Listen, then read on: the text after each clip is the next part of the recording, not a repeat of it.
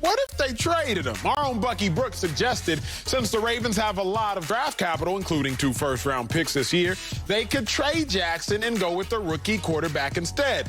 Now, Bucky added, quote, they could take a collegiate approach to the quarterback position. They cash in on a blue chip and take Justin Fields, and then maybe they operate as a collegiate team. One quarterback graduates and the other steps in the starter's role. You now have the opportunity to keep a starting quarterback on a young deal to build up the rest of the assets and play smash-mouth football. I must add, Bucky Brooks was sober while he came up with these thoughts. Now, I just had to set the table, Bucky. Just, some people will start to question your decision-making. I'm not going to say where I land on this spectrum. I'm going to let you kick it off, Bucky. You joining us. Why do you say Lamar is replaceable on the Ravens? Okay, so let's go all the way back to when the Baltimore Ravens started Lamar Jackson at quarterback. John Harbaugh actually set the table for this. He said, we are the army of the National Football League, meaning we run the football, we play option football. This is something that is systematic that gives us an advantage over other NFL opponents. And so with that, I started thinking, okay, if they're talking about being the army of the National Football League, that means that he is taking a collegiate approach to how they do it. And so now when we look at the facts when it comes to building a Super Bowl team, it is factual that when you have a quarterback on a rookie deal, you can build a better team. It puts you in better position to field a Super Bowl champion. And so when you look at the situation now where we are with Lamar Jackson is about to have his fifth-year option picked up. He's about to be a quarterback that commands maybe $40 million. Eric DeCosta said, man, it is really hard to build a team when the quarterback commands so much money. So why not this year? They traded away Orlando Brown to get 2 first-round picks. If Justin Fields happens to slide, they could be in range to grab Justin Fields, continue to have Lamar Jackson play on his 5th-year option, and then rather than pay him $40 million plus per, they could say, hello, graduation. We now have a redshirt freshman who is ready to pick up the deal. We can keep all of the assets and the pieces in place and continue to do what we do because doing what we've done, we're 31-7 since we made the wholesale investment in this option approach. Maybe, just maybe, the team can sustain the success by having a rookie quarterback continue to take it over. You the one that got a retort, because I'm agree with my dog. Bucky, this is going to hurt. I mean, for real, I was at home deliberating, really having an internal conversation because of my likability and my love for Bucky Brooks. I call you Rosetta Stone because you translate football better than anybody I know in the sport. However, you wrote this, and you really meant this. And I just said you were sober, too. Woo! Boy, you got me drunk on this one. I don't understand this. Lamar Jackson is not replaceable, party people. Oh, you think he is? Okay, let's look at this franchise before Lamar Jackson got there, recent history. Of those 5 years before Lamar Jackson got there, there were 4 years with no double-digit wins. Since Lamar Jackson has taken over, every year's double-digit wins. Okay. Whatever, you can say it's about other people, but not just Lamar Jackson. Oh, let's talk about Lamar Jackson since he's been a starter. #1 in the NFL in terms of wins, his rank. Let's talk about points per game. #1 in the NFL. #1! Rush yards per game, #1, and #2 in third down, money down. Okay, you can say it's about others still. All right, well, you're drinking what Bucky wasn't drinking, I guess. Here's the thing. Lamar Jackson has already won a unanimous MVP. On a franchise where there was no sight of anybody going to win a unanimous MVP, let alone help them win even 10 games. But he's replaceable right now. This is interesting. An early Halloween little costume, I guess, Bucky's wearing. Take that mask off, Bill Polian, because I know who you are. You're talking about Lamar Jackson out of turn. Woo! Let's go here, because this is Nugget Central around here. Don't forget that Lamar Jackson is trying to do this in a situation and circumstances and an environment that is not conducive to what he's done. Lamar Jackson led the league in passing touchdowns. What an offensive coordinator that has never had a passing offense that wasn't bottom 10. Slow it down, Wiley, because everybody can't digest that. His offensive coordinator in all of his 8 years has never had a passing offense out of the bottom 10, let alone Lamar Jackson says, move that to the side. Let me lead the league in passing touchdowns. Woo!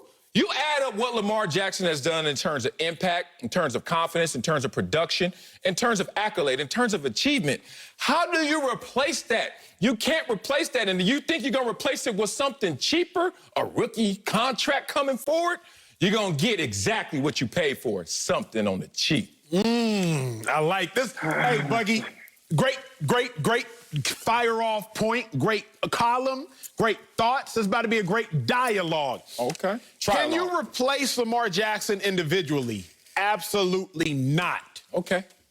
Can you replace him collectively? Absolutely. Now, Sal, I'm going to say some things that might hurt. And Ravens fans, I ask you to take out your feelings from a factual conversation. Every player in the NFL is replaceable. 2015, the Dallas Cowboys, they go 2014. Yeah, rewind that. 2014, the Dallas Cowboys go 13-3 under Tony Romo. 2015, Tony Romo goes 3-1 as a starter, but he gets hurt. The Cowboys end up 4-12. So Tony Romo was 16-4 in his prior 20 games. Enter the 2016 NFL Draft. I was covering the Cowboys at the time, working at the Star. Is Tony Romo replaceable? Heck no. Absolutely not. There is no way you can replace Tony Romo. So much certainty that the Cowboys don't draft a quarterback until the 4th round. A man by the name of Dak Prescott, who just so happened to play so well that Tony Romo starts calling games a year later. Now, Tony Romo, if you would have asked anybody, is he replaceable? A resounding no. And it should be a resounding no. 16-4 in his previous 20 games, but Tony Romo got replaced like that. Now, let's not talk about the Cowboys, America's team. Let's not talk about Tony Romo. Let's talk about Greg Roman, the offensive coordinator for Lamar Jackson. Now, look, Marcellus, I buckled up, I prepped, I put on my glasses for this moment. Finally. Bucky Brooks, you ain't never really said anything more logical in your life, but let me break it down for my emotional Ravens fans whom I love. We can all kind of conclude Colin Kaepernick was a better quarterback in San Fran than Alex Smith. It's probably a safe assumption. Look statistically, ask Niners fans, it's a safe assumption. Or is it? Alex Smith last year as a starter, he went to the conference championship game, and they lost. Colin Kaepernick's first year as a starter, full starter, went to the conference championship game, they lost. Remember, they go to the Super Bowl, Alex Smith starts, gets hurt, Kaepernick takes over. But if you look at them as starters, you got the same results. Now, Colin Kaepernick, on paper, he outperformed Alex Smith, or did he?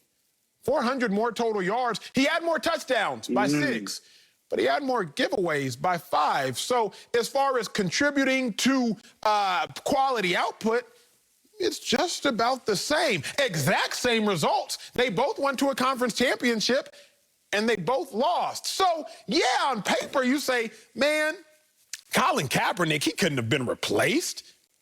But Alex Smith really gave you about the same thing. Can you replace Lamar Jackson individually? No. But collectively, can you replace him? We've seen it historically with Greg Roman-led teams, and we've seen it with the NFL with Dak Prescott replacing the irreplaceable Tony Romo.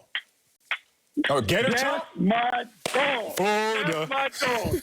Acho brought it in because right now we're on the relay team. Acho's the third leg. He's giving me the stick to bring it home as the anchor. He's done it because the Alex Smith, Colin Kaepernick is exactly what we're talking about. It's systematic. It's not individual. And I'm not disrespecting Lamar Jackson. I think Lamar Jackson is great. But when you look at this, the system has been conducive to dual threat quarterbacks having success. You mentioned Alex Smith being able to get the 49ers to the championship game. Colin Kaepernick takes the baton and takes them to the Super Bowl. You go to Buffalo. Look at what Tyrod Taylor was able to do in a similar system. You now go to Baltimore. We sit here and watch Lamar Jackson play at an MVP level. Remember, there was a game where Lamar Jackson didn't play. And I looked at Robert Griffin III and Trace McSorley take the Pittsburgh Steelers to the brink. And I'm not saying that is the perfect example, but let's look at it this way. I'm looking at Oklahoma with Lincoln Riley. Baker Mayfield wins a Heisman Trophy. Baker Mayfield graduates. Kyler Murray steps in. Guess what Kyler Murray does? Heisman He wins Trophy. a Heisman Trophy. I Graduates. see him leave. Guess what Jalen Hurts does? He has a lot of success. Finalist. So I'm not saying that it's individual, but what I'm saying is if the system is correct, the player will produce. Now it's just about getting players with similar traits. And I'm saying Justin Fields is a certifiable baller. You get him,